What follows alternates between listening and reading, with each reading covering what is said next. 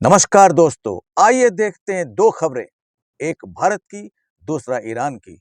उत्तराखंड सरकार ने राज्य की धार्मिक गरिमा को बचाने और फर्जी साधुओं के खिलाफ सख्त कार्रवाई के लिए ऑपरेशन कालनेमी की शुरुआत कर दी है। मुख्यमंत्री पुष्कर सिंह धामी ने गुरुवार को इसकी घोषणा करते हुए कहा कि कुछ असामाजिक तत्व भगवा वस्त्र पहनकर धर्म की आड़ में अपराध कर रहे हैं और जनता को धोखा दे रहे हैं। ऐसे लोगों की पहचान कर उनके खिलाफ कड़ी कार्रवाई की जाएगी। मुख्यमंत्री ने कहा, उत्तराखंड को देवभूमि कहा जाता है, लेकिन कुछ लोग साधु के वेश में आकर पवित्रता को भंग करने का प्रयास कर रहे हैं। हम उन्हें धर्म के नाम पर ठगी करने की इजाजत नहीं दे सकते। उन्होंने बताया कि यह अभियान कांवड़ यात्रा शुरू होने से ठीक एक दिन पहले इसलिए शुरू किया गया है ताकि भारी संख्या में राज्य में आ रहे श्रद्धालुओं की सुरक्षा सुनिश्चित की जा सके। मुख्यमंत्री ने अपने सोशल मीडिया पोस्ट में लिखा, सनातन धर्म के नाम पर लोगों को ठगने वालों के खिलाफ ऑपरेशन कालनेमी के सख्त निर्देश दिए गए हैं।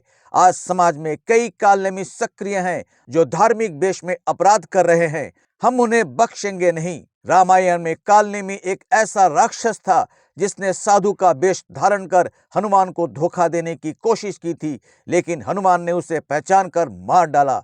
उसी प्रतीक के तहत यह अभियान चलाया गया है। हाल ही में टिहरी गढ़वाल के चंबा क्षेत्र में कुछ नकली साधुओं ने स्थानीय महिला के साथ दुर्व्यवहार किया, जिसके बाद यह मुद्दा और गरमाया। हालांकि पुलिस ने मामला दर्ज किया, लेकिन आरोपियों की गिरफ्तारी नहीं हुई। हरिद्वार के संतों और स्वामी सर्बानंद गिरी सहित कई धार्मिक नेताओं ने मुख्यमंत्री को पत्र लिखकर फर्जी साधुओं पर कार्रवाई की मांग की थी। उन्होंने यह भी आग्रह किया कि हर साधु का पुलिस सत्यापन अनिवार्य किया जाए। उन्होंने राज्य सरकार को यह भी याद दिलाया कि एक बांग्लादेशी नागरिक जिसने खुद को करणगिरी के रूप में पेश किया था, हरिद्वार के एक आश्रम में अवैध रूप से रह रहा था। उसकी असलियत तब सामने आई जब पुलिस ने उसे गिरफ्तार किया। कांवड़ यात्रा 12 जुलाई से शुरू होकर 9 अगस्त तक चलेगी और प्रशासन चाहता है कि इस दौरान कोई भी असामाजिक तत्व धर्म के नाम पर अराजकता न फैला सके। अब खबर ईरान से संबंधित। एक वरिष्ठ इजरायली अधिकारी के अनुसार इजरायल का मानना है कि अमेरिका द्वारा ईरान के परमाणु केंद्रों पर किए गए हालिया हमले में गहराई में दबा संवर्धित यूरेनियम अब भी पुनः प्राप्त किया जा सकता है। हालांकि यह एक बेहद चुनौतीपूर्ण प्रक्रिया होगी। उधर अमेरिकी बंकर बस्टर बमों का निर्माण करने वाली एजेंसी ने गुरुवार को कहा कि वे अभी भी यह जांचने के लिए आंकड़ों की प्रतीक्षा कर रहे हैं कि बम अपने लक्ष्य तक पहुंचे या नहीं। पिछले महीने हुए इन हमलों ने दुनिया का ध्यान खींचा, जब अमेरिका ने ईरान के परमाणु खतरे को रोकने के उद्देश्य से इजरायल के युद्ध में हस्तक्षेप किया। हालांकि ईरान का दावा है कि उसका परमाणु कार्यक्रम पूरी तरह से शांतिपूर्ण है। पूर्व राष्ट्रपति डोनाल्ड ट्रंप ने दावा किया है कि अमेरिकी हमला ने ईरान के 3 मुख्य परमाणु केंद्रों को नष्ट कर दिया, मगर शुरुआती अमेरिकी और अंतर्राष्ट्रीय खुफिया आकलन इससे थोड़ा भिन्न है। अमेरिका रक्षा खुफिया एजेंसी की एक प्रारंभिक रिपोर्ट के अनुसार फोर्डो, नतांज और इस्पाहान केंद्रों को भारी क्षति पहुंची, लेकिन वे पूरी तरह नष्ट नहीं हुए। CIA निर्देशक जॉन रैटक्लिफ ने अमेरिकी सांसदों को बताया कि इस्पाहान में मौजूद धातु रूपांतरण सुविधा को पूरी तरह से तबाह कर दिया गया है, जिससे ईरान के परमाणु कार्यक्रम को गहरा झटका लगा है। उनका कहना है कि यूरेनियम का अधिकांश हिस्सा मलबे के नीचे दबा हुआ हो सकता है।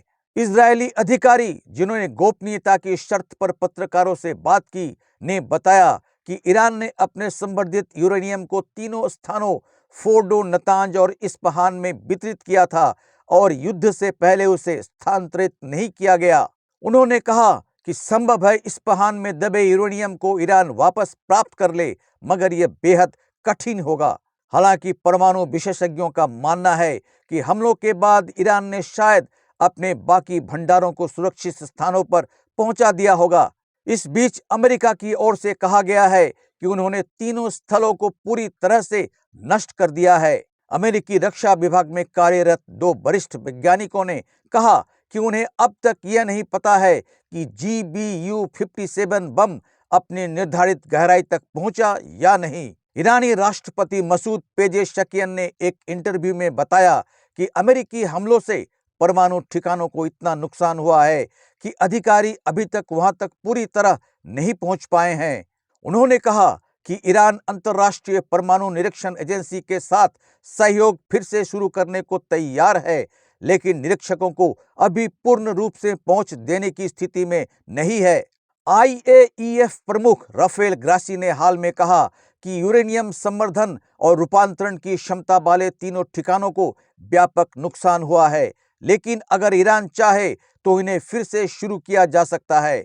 निरीक्षण की अनुमति मिलने पर ही सही आकलन हो पाएगा। ग्रासी ने स्पष्ट कहा, यह दावा नहीं किया जा सकता कि सब कुछ नष्ट हो गया है, कुछ न कुछ अब भी शेष हो सकता है।